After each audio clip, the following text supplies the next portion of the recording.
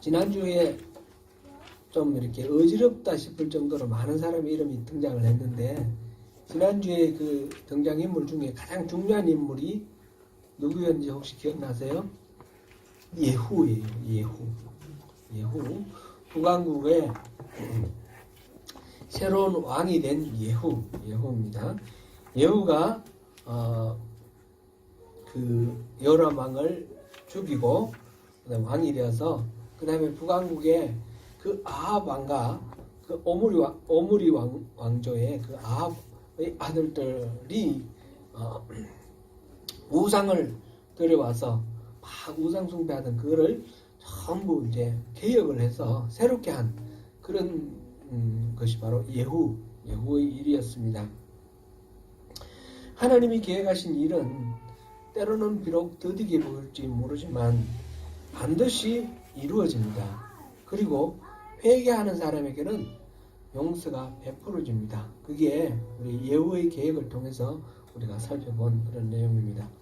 오늘은 남왕국에서 여호야다의 계획을 중심으로 해서 오늘날 우리에게 절실해진 종교 계획에 대해서 한번 살펴보려고 합니다. 아합과 그 아들들의 파괴로 말미암아 위기로 빠졌던 북왕국 이스라엘, 그것을 예후가 혁명을 통해서 새롭게 세웠습니다. 마찬가지로 아합의 딸 아달랴가 의지를 펴놓고 우상숭배로 이렇게 망가뜨린 남왕국 유다의 그 위기로 지금 여호야다가 이렇게 종교개혁을 통해서 회복해 나갑니다. 하나님께서는 아무리 악인이 날뛰더라도 일시적으로는 하나님의 자녀를 일깨우기 위해서 채찍으로나 또는 부직갱이로 이렇게 활용은 하지만 악인에게 완전히 하나님의 자녀를 맡겨버리는 그런 일은 없습니다. 잠시 맡기는 경우는 있지만 온전히 맡기지는 않는다라는 것을 우리가 여기서 다시 한번 또 생각해 봐야 되겠습니다. 그러면 오늘 본문의 전후 상황을 함께 살펴보면서 하나님께서 제사장 여호야다를 일으켜 그로 하여금 이룩하게 하신 그 계획을 우리 함께 살펴보겠습니다.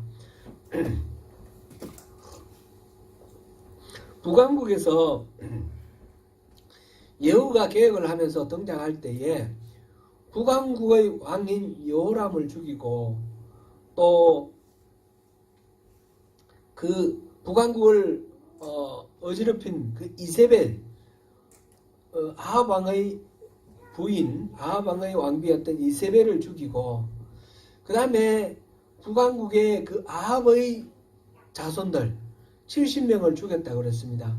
그렇게 북왕국의 모든 문제를 이렇게 근원적으로 해결했는데, 그렇게 함과 동시에 그만 하고 끝난 게 아니라 남왕국의 왕 아하시아도 죽였어요. 남왕국의 왕 아하시아는 북왕국 왕 여호람을 그 외삼촌입니다. 외삼촌이 병들었다 해서 운명 갔다가 거기서 예후의 반란을 맞이해서 죽임을 당합니다. 머깃도까지 도망갔다가 머깃도에서 잡혀 죽었다, 그렇게 나오고요. 그 다음에 예후가 이제 그 이스라엘에서 이제 왕과 왕족들을 죽이고 난 뒤에 그때 수도가 사마리아거든요. 그 사마리아로 이렇게 올라오는 도중에 중간에 이 남왕국의 왕자들을 만났어요. 남왕국의 왕자들이 그때는 뭐 이제 외갓집이니까 이렇게 막 가는 거예요. 남왕국의 왕자 42명을 만나서 다 죽였습니다.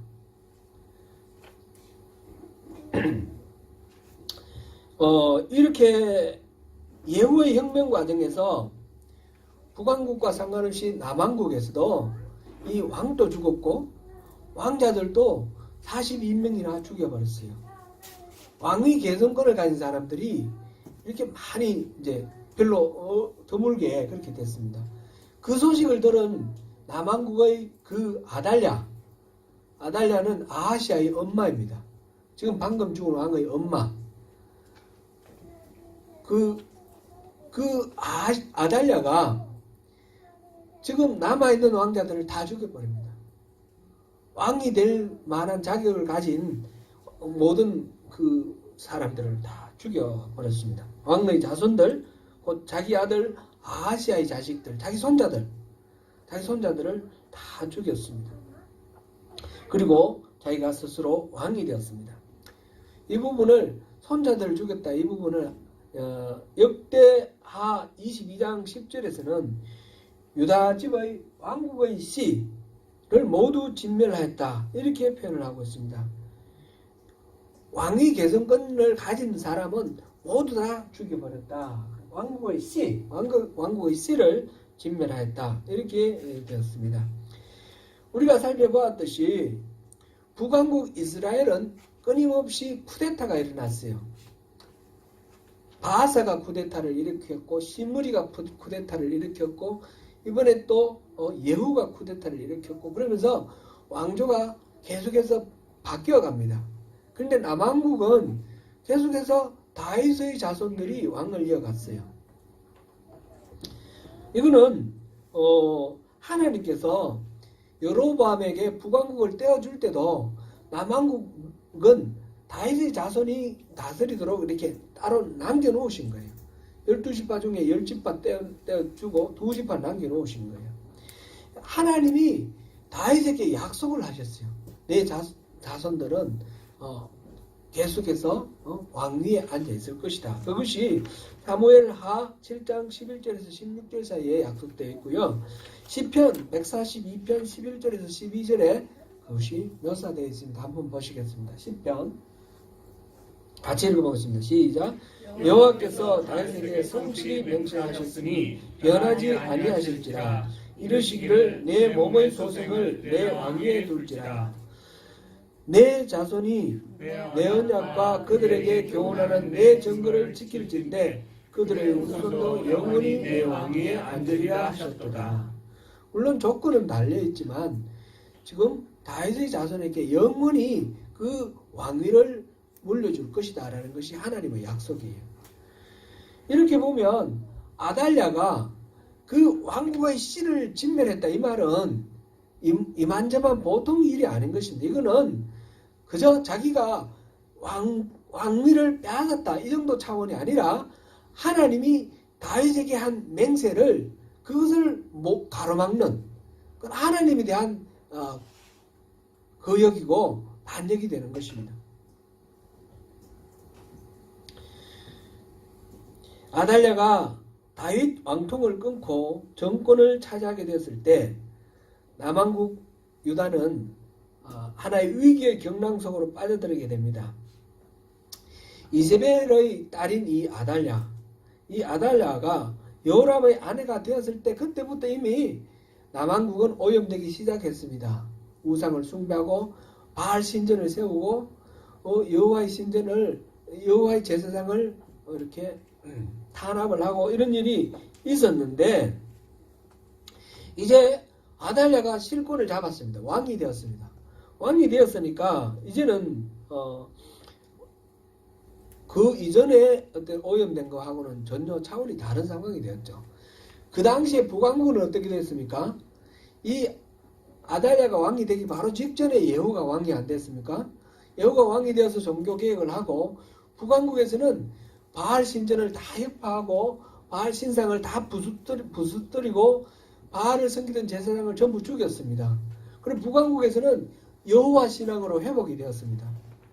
바알을 섬기는 아달랴 입장에서는 자기 신앙의 근거지를 잃어버린 거예요. 그러니까 이제 남왕국을 확실하게 바알을 섬기는 나라로 그렇게 지키려고 애를 쓰는 것입니다. 하나님께서는 이렇게 바알을 숭배하는 이 아달랴의 이 모반을 그냥 내버려 두지는 아니하셨습니다. 여호야다가 계획을 하는데 이 요람 왕의 딸 아하시아 지금 죽임을 당한 예후에게 죽음을 당한 아하시아에게 누이가 있었는데 그 누이가 이름이 요세바라고 그랬습니다. 요세바라는 역대기에는 요사브앗이라고 그랬고 같은 이름입니다. 이 사람이 아달랴가 왕자들을 다 죽일 때에 갓난아기 하나를 훔쳤어요. 갓난아기 요아스라는 돌 정도 된 그런 갓난아기 왕자를 빼돌려 가지고 감추었습니다. 그리고 감추고 유모와 함께 숨겨서 나중에 성전에 이제 다른 사람들 안 들으니까 잘 모르니까 그 남편이 여호야다가 제사장이었습니다. 제사장인 그 남편이 있는 성전에서 이 아기를 키웠습니다. 그렇게 해서 성전에서 6년을 기다리다가 이 아기가 이제 7살 되었을 때 아달랴가 왕이 된 지 7년이 되었을 때 그럴 때에 이 여호야다가 요아서 이 아기를 왕으로 추대를 했습니다. 왕으로 공개적으로 이 요아스가 왕자로 내가 이렇게 감춰 놓았다. 그래서 이 사람이 왕위 계승권을 가진 유일한 사람이다. 그래서 왕으로 세웠습니다. 그렇게 하니까 이제 많은 사람들이 다 아달랴가 얼마나 지금 다윗의 왕통을 잘라버리고 자기가 왕위를 찬탈한 거잖아요. 자기 자식, 자기 손자들까지 다 죽여버리고 자기 왕 찬탈한 이 아달랴가 포악한 이 악녀, 이 아달랴에 대한 반감이 마음속에 있었는데 이 요아스를 왕으로 세우니까 모두 호응을 하죠. 그래서 요아스가 이제 왕이 되었습니다. 이때 여호야다는 그 아달랴와 함께 아달랴를 따르던 모든 사람들을 다 이렇게 죽였습니다. 그리고 여호와 신앙을 회복하는 종교개혁을 시작합니다. 종교개혁을 제1호가 오늘 우리가 본문으로 읽었던 17절입니다. 우리 주연이가 읽었던 17절 우리 함께 다시 읽어보실까요? 시작. 여호야다가 왕과 백성에게 여호와와 언약을 맺어 여호와의 백성이 되게 하고 왕과 백성 사이에도 언약을 세우게 하며. 종교개혁의 첫 번째는 바로 언약을 새롭게 체결하는 것입니다. 왕과 백성이 하나님과 언약을 체결하도록 곧 인간과 하나님 사이에 깨어진 관계를 회복하는 일입니다. 이것이 바로 말하자면 우리가 살아날 수 있는 구원의 길인 것이죠. 이 언약을 맺음과 동시에 언약을 맺으니까 이 백성들이 하나님의 백성으로 다시 자기를 자리매김하고 그리고는 바알 신당에 달려가서 바알 신전을 모두 파괴를 합니다. 그리고 바알 신상 목상을 부수고 그리고 바알을 섬기던 제사장 맏단을 그 자리에서 죽였습니다. 이때 왕은 7세입니다. 어린아이 7세. 요아스가 유다를 그로부터 40년 동안 다스립니다.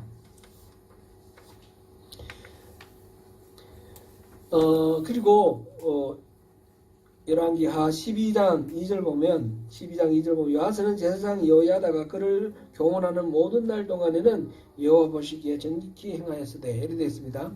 이 요아스는 그러니까 이 여호야다가 자기 고모부예요. 자기 고모부가 제사장으로 있으면서 자기를 서포트해 주는 동안에는 하나님 앞에 정직하게 바른 왕으로 있었습니다. 여호야다의 종교개혁, 이 왕은 지금 7살이니까 사실은 그 제사장인 여호야다가 실질적으로 나라를 다스리죠. 여호야다가 종교개혁을 한 두 번째 일은 성전을 회복하는 일이었습니다. 사실 아달랴는 통치 기간 동안에 바알을 숭배하느라 여호와 성전을 무너뜨렸을 뿐만 아니라 그 안에 있는 모든 성전 기구들을 가져다가 바알 신을 섬기는 데 썼습니다. 역대하 24장 7절 말씀 같이 읽어보겠습니다. 이는 그 악한 여인 아달랴의 아들들이 하나님의 전을 파괴하고 또 여호와의 전의 모든 성물들을 바알들을 위하여 사용하였음이었더라. 네. 이렇게 성전은 파괴되었고 성물들은 바알을 위해서 사용되었습니다. 성전 회복을 위해 세 가지 그다음에 이 세금이 제정되었는데 열왕기하 12장 4절에 그 내용이 나와 있습니다. 지금 열왕기와 역대기를 번갈아 가면서 제가 인용을 하는데요. 집에 가셔서 이 부분을 같이 한번 읽어보십시오. 같은 내용이 약간씩 다르게 표현이 되어 있습니다. 열왕기하 12장 4절 같이 읽겠습니다. 시작. 요아스가 제사장들에게 이르되 여호와의 성전에 거룩하게 하여 드리는 모든 은 곧 사람이 통용하는 은이나 각 사람의 몸값으로 드리는 은이나 자원하여 여호와의 성전에 드리는 모든 은을, 그렇게 되어 있습니다. 그 은을 제사장에게 주었다 이렇게 되어 있는데, 여기에 등장하는 세 가지 이게 바로 세금입니다. 첫째는 사람이 통용하는 은이다 이렇게 되어 있는데, 이것은 일종의 주민세입니다. 요즘식으로 하면 주민세고 인두세라 그러죠. 사람 한 사람당 얼마 이렇게 정해진 그 세금이죠. 20세 이상 장정들은 모두 다 내는 세금, 출애굽기 30장 13절 14절에 근거한 그 세금입니다. 두 번째는 각 사람의 몸값으로 드리는 은, 사람의 몸값에 따라서 달라지는 은입니다. 그 사람이 평가를 해서 얼마만큼 가치가 있느냐, 그래서 다르게 드리는 그런 세금이죠. 이거는 연령이나 남녀 성별 차이에 따라서 그 금액이 달랐습니다. 레위기 27장 2절에서 8절 사이의 말씀을 근거로 합니다. 그리고 여기다가 사람이나 또는 집에 키우는 가축이나 처음 태어나는 초태생은 값을 매겨서 돈을 내도록 되어 있지 않습니까? 그것도 바로 여기에 해당됩니다. 세 번째로는 자원하여 여호와의 전에 드리는 은, 이거는 그대로 우리 문자 그대로 이거는 누가 내라고 하는 것이 아니라 자원해서 헌금을 드리는 이것입니다. 이렇게 세 가지가 지금 이렇게 언급되어 있고, 역대하에서는 이것을 하나로 뭉뚱그려서 여호와의 종 모세와 이스라엘의 회중이 성막을 위하여 정한 세라고 24장 6절에 이렇게 나와 있습니다.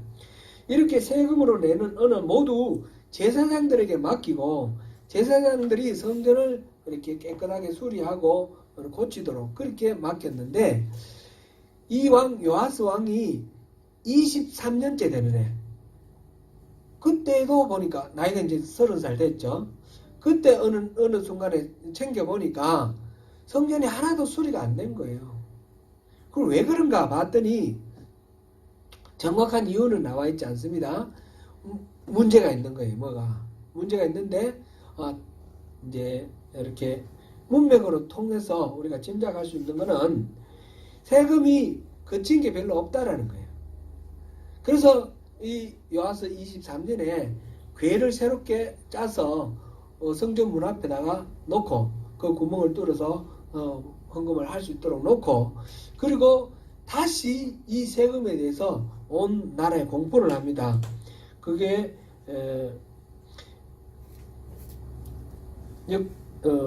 여호와의 종 모세와 이스라엘의 회중의 성막을 위하여 정한 세라고 24장 역대하 24장 6절에 나오던 그 세금인데, 그 세금을 다시 내라고 다시 공포를 하는 게 24장 9절에도 반복해서 나옵니다.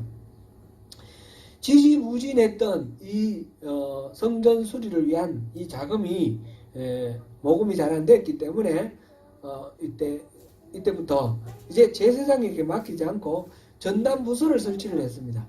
전담 부서를 설치해서 이 부서에서 전적으로 모금을 하고 그 다음에 성전을 수리하도록 그렇게 맡겼습니다. 그리고 제사장은 거기에 관여하지 않도록 그렇게 했습니다. 그게 이제 역대하 24장 9절에 나옵니다. 이에 방백들과 백성들이 그때부터 기쁘게 돈을 내었고, 여호야다는 그 돈을 공사감독에게 보지도 않고 이렇게 넘겨줬다 이렇게 됐고요. 그래서 공사감독이 그것을 활용해서 성전을 수리를 했습니다. 그래서 성전에 또 사용하는 기물들도 새롭게 이렇게 갖추고, 그때부터 번제를 다시 드리기 시작했습니다. 번제는 상번제 아닙니까? 매일매일 짐승을 잡아서 번제를 드리도록 돼 있는데 성전이 회파된 상태에서는 그게 안 되다가 이게 모두 다 회복된 뒤에 이게 번제를 드리게 된 것입니다. 이게 역대하 24장 13절 14절까지 완성이 되었습니다. 그러니까 여호야다가 제사장으로서 첫 번째는 왕과 백성이 하나님과 카비넌트 언약을 맺도록 그렇게 했고, 두 번째로는 성전을 회복하게 했습니다. 근데 성전을 회복하는 것은 시간이 굉장히 오래 걸렸다. 한 25년 정도 이렇게 걸렸다. 이렇게 우리가 확인할 수 있습니다. 오늘은 무슨 날이라고요? 오늘은 종교개혁주일입니다. 종교개혁주일. 마틴 루터가 그 당시 성 베드로 성당을 세우기 위해서 그 건축비 쌓기 위해서 로마 가톨릭 교황청에서 면죄부를 발행을 했습니다. 그 면죄부를 발행해 가지고 수많은 부정한 그런 돈을 이렇게 고열을 짜서 모아갈 때에 거기에 대해서 반대를 해서 면죄부만 아니라 여러 가지 가톨릭 교회에서 문제 있는 것들을 전부 조목조목 적어서 95개조 반박문을 그 비텐부르크 성당 그 문에다가 이거를 붙였습니다. 그날이 1517년 10월 31일. 이 일을 시작으로 해서 독일의 그 가톨릭에서 루터를 파문시키고 거기에 대해서 이제 또 반대를 하고 하면서 종교 개혁이 일어났죠. 독일의 영주들, 여러 왕들, 영주들을 중심으로 해서 이 루터와 연합을 해서 종교 개혁이 일어났습니다. 그래서 독일의 영주들 중심으로 한 그 개신교 세력과 이 로마 가톨릭을 중심으로 한 이 가톨릭 세력이 전쟁을 칩니다.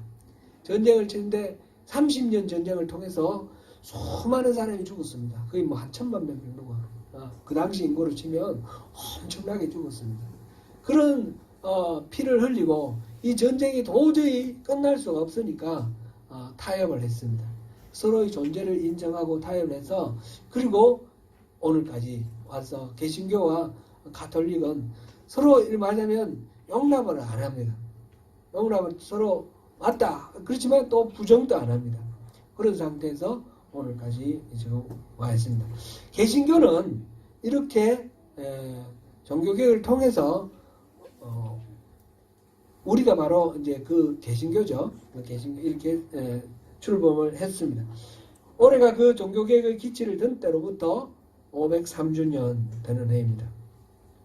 올해 온 세계는 코로나 바이러스 19의 팬데믹으로 인해서 엄청난 충격 속에 지금 있습니다. 교회도 마찬가지입니다. 우리 조국 대한민국이나 우리가 살고 있는 뉴질랜드는 이 코로나 바이러스를 잘 통제를 해가지고 그 위기를 비교적 적게 실감을 하면서 살아가고 있는 형편이지만 온 세계는 지금 이전에 경험해보지 못한 엄청난 그런 위기 공포 속에서 지금 살아가고 있습니다.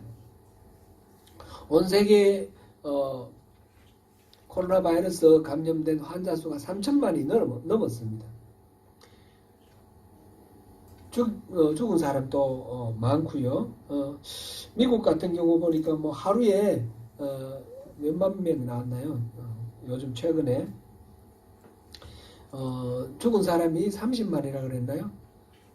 그랬는데 아무튼 제가 숫자는 제가 다시 확인을 못하고 그냥 나와서 그런데 온 세계가 엄청나게 이렇게 고통을 당하고 있습니다.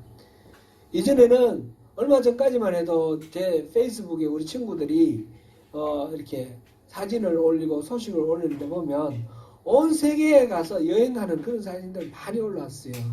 유럽이라든지 남미, 페루 뭐 이렇게 시골에서 농사 짓는 친구들도 이 세계로 뭐 여행을 다니는 그런 거죠. 우리는 못 가지만 우리 조국에 있는 우리 친구들을 보면 여행 잘 다녀요. 그런데 지금 그게 다 봉쇄가 됐어요. 그렇지 않습니까?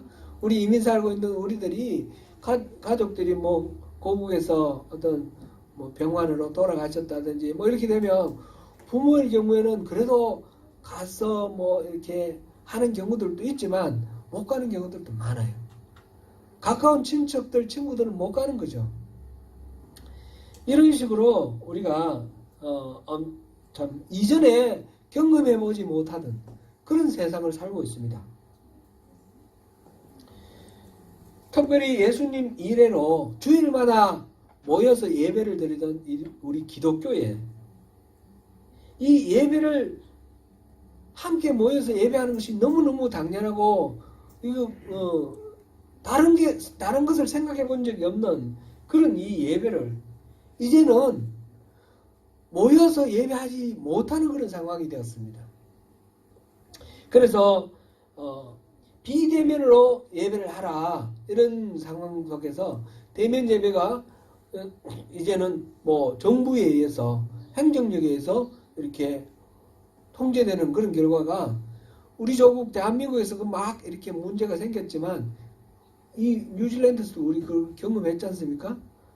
온 세계가 다 그걸 경험하고 있지 않습니까? 이거는 상상도 못하던 그런 것들이 지금 이렇게 있습니다. 예배가 기독교인의 생명과 같은 것이므로 정부는 어떤 명목으로도 예배를 금지할 수 없다 하면서 굳이 대면 예배를 하겠다고 해서 모인 그런 사람들로 인해서 뜻하지 않게 또 전염병이 급속히 번져서 교회가 욕을 먹고 지금 곤란한 그런 처지에 빠진 그런 상황도 있습니다.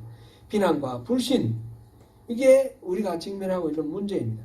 그런데 문제는 이 팬데믹이 언제 끝날지 모른다라는 것입니다.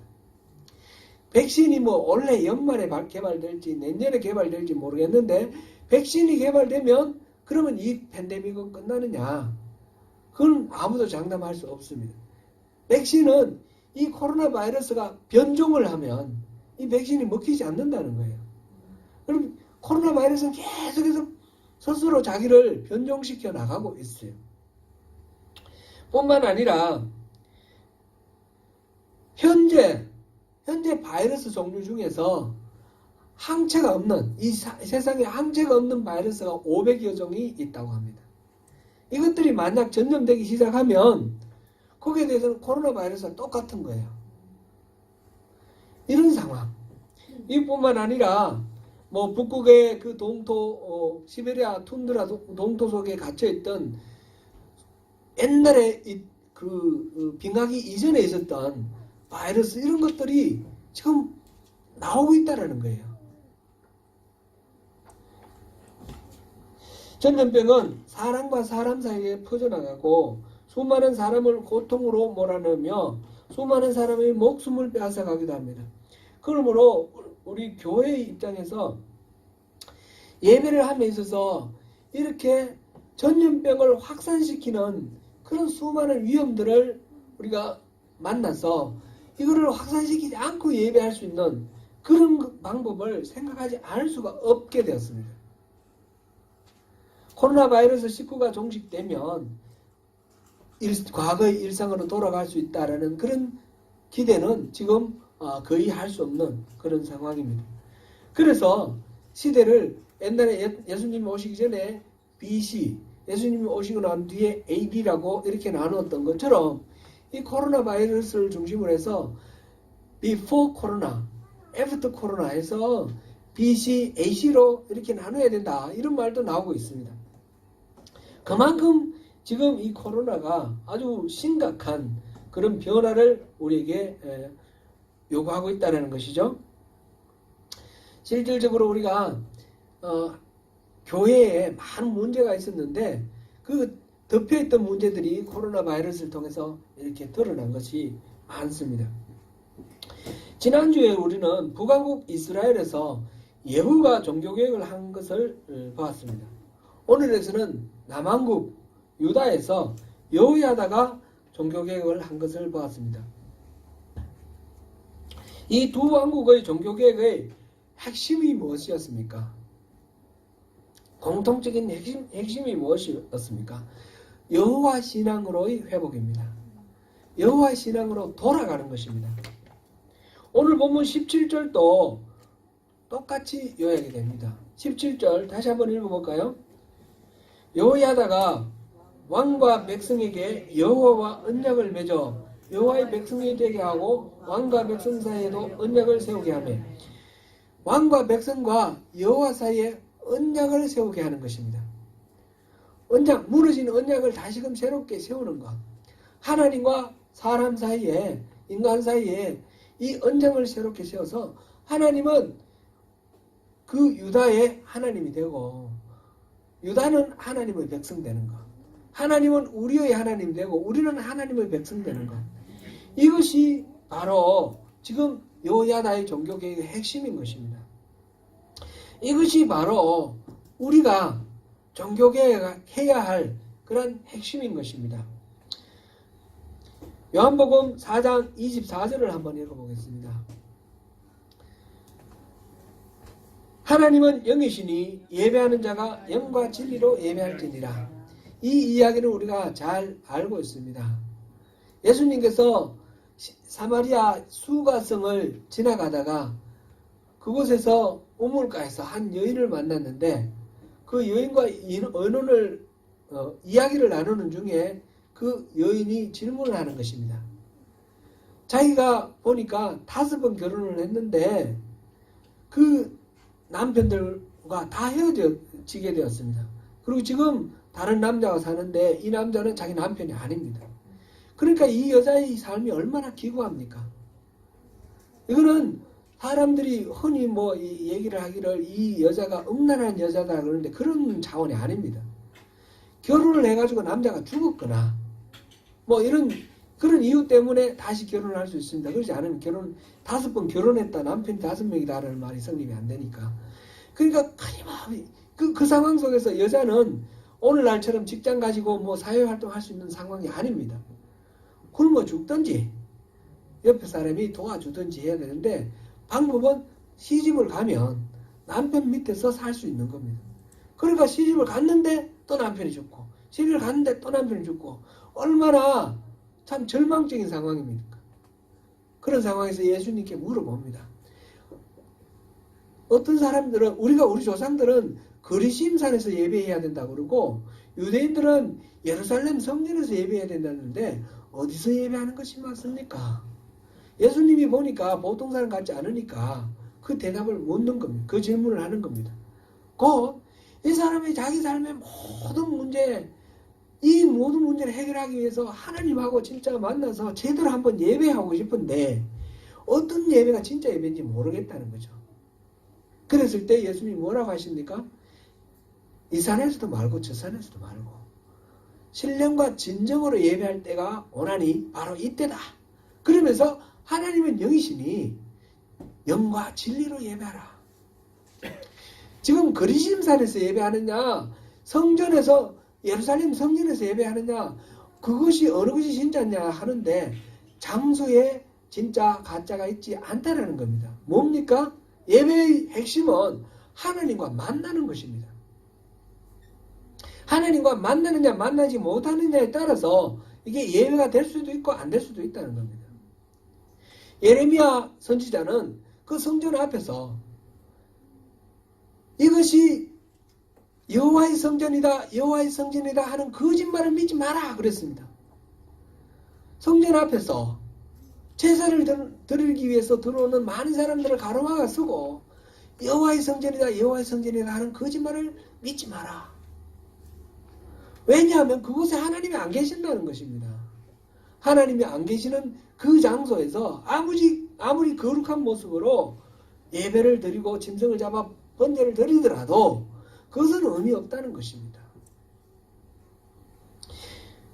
예수님은 하나님과 이스라엘 사이에 맺었던 원래의 언약, 하나님은 이스라엘의 하나님이 되시고 이스라엘은 하나님의 백성이 되는 그 언약을 회복해서 하나님과 바른 관계로 돌아가는 것, 이것이 핵심이다 라는 것을 말씀하시고 계십니다. 종교개혁은 새로운 뭔가 다른 것을 만들어내는 것이 아닙니다. 종교개혁은 새로운 것을 만들어내는 것이 아니라 잃어버렸던 본질을 회복하는 것이 종교회복입니다. 마르틴 루터가 종교개혁을 해서 카톨릭이 있는데 또 다른 종교 하나 개신교를 만든 것이 아닙니다. 이 카톨릭이 본래의 종교의 본질에서 벗어나서 엉뚱한 길로 갔기 때문에 마르틴 루터는 이것을 잡아 끌어서 올바른 신앙으로 세우려고 한 것이 바로 개신교인 것입니다. 카톨릭은 은혜로 말미암아 믿음으로 구원받는다라는 이 신앙의 핵심을 놓쳐버렸습니다. 그래서 면죄부도 팔고, 그래서 여러 가지 행위로 가지고, 종교적 행위를 가지고 하나님을 감동시키고 자기 스스로 만족하려고 하는 그런 거릇된 신앙으로 빠졌습니다. 마르틴 루터는 그런 것이 아니라 하나님과의 올바른 관계를 회복하는 것만이 신앙의 회복이다. 그렇게 말한 것입니다. 그것이 바로 종교 회복입니다. 종교 개혁입니다. 신앙의 본질은 뭡니까? 하나님과 우리와의 관계 회복입니다. 신앙은 정해진 규칙을 지키는 것이 아닙니다. 하나님을 알고 하나님을 사랑하는, 그래서 친밀한 관계를 맺는 것이고, 그런 친밀한 관계 속에서 하나님의 속마음을 알아서 하나님의 소원을 풀어드리는 것, 그것이 하나님의 동력자가 되는 삶입니다. 2016년에 제가 10월 마지막 주에 소명교회 와서 종교개혁주의를 처음 맞아서 이렇게 여러분께 말씀 전했던 설교를 다시 한번 읽어봤습니다. 안녕 혜니 반가워요. 그 설교를 다시 들어봤는데 여러분들도 다 한번 들어봤으면 좋겠다. 다시 그런 생각이 들어요. 다시 한번 들어보세요. thecallingchurch.co.nz 우리 교회 소명교회 홈페이지 들어가셔서 그 홈페이지에서 보면 그동안에 있었던 설교들이 다 나와 있습니다. 다 나와 있는데 주일 예배 설교 중에서 16년 10월 마지막 주 한번 선택하여서 한번 보십시오. 혹 내용에 듣기 불편하신 그런 내용이 있을 수도 있습니다. 하나님의 말씀이 내 마음에 거리끼게 될 때는 내게 자기 부인을 하라 하시는 하나님의 요청이다. 그렇게 우리가 받아들이면 정말 참된 은혜가 될 것입니다. 말씀을 맺겠습니다. 요아스는 자기 고모부이며 제사장이던 여호야다가 살아있는 동안은 하나님 보시기에 정직하게 행하였습니다. 여호야다가 죽은 후 요아스는 여호와의 전을 버리고 아세라 목상과 우상을 섬겼습니다. 심지어 여호야다의 아들 선지자 스가랴가 하나님의 말씀을 따르기를 촉구할 때에 그 스가랴를 돌로 쳐 죽였습니다. 하나님은 우리에게 돌아오라고 끊임없이 부르십니다. 하나님과의 첫사랑의 그 관계로 돌아가는 것이 종교개혁입니다. 이것이 우리가 살 길입니다. 내 편한 대로 내가 내키는 대로 사는 것은 우선 걸림이 없어 편안해 보이지만 하나님과는 아무런 상관이 없는 삶이 됩니다. 사랑하는 성도 여러분, 앞으로 우리 앞에 어떤 변화가 닥칠지 아무도 모릅니다.